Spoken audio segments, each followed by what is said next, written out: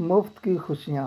Number 1، school یا بس یا وین میں جاتے بچوں کو مسکرا کر ہاتھ ہلا دیا کریں، وہ بھی خوش ہو جائیں گے، آپ بھی۔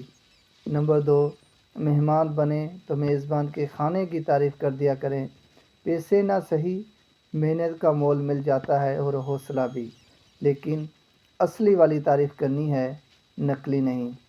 نمبر 3، اپنے پیچھے آنے والی گاڑی کا کبھی کبھی ٹال ٹوکن ادا کرنے سے کسی کا دن خوشگوار بنایا جا سکتا ہے۔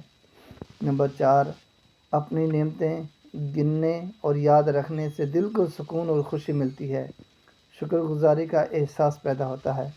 نعمتیں اپنی ہی گننی ہے، ہمسایوں کی نہیں۔ نمبر 5، اپنی بیوی یا شوہر کے کبھی کبھی اچانک کوئی پھول یا تحفہ لے جایا کریں، محبت بڑھے گی اور خوشی بھی، لیکن پہلے اسپاؤس کا موڈ ٹھیک ہونا چاہیے۔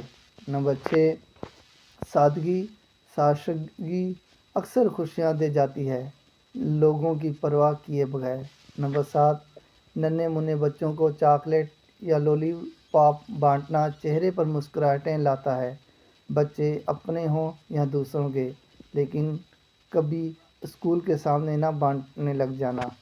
نمبر 8، اپنے فون کو اپنے بہترین اور مصروف لمحات میں مداخلت کا باعث نہ بننے دیں، یہ آپ کی سہولت کے لیے، دوسروں کی نہیں۔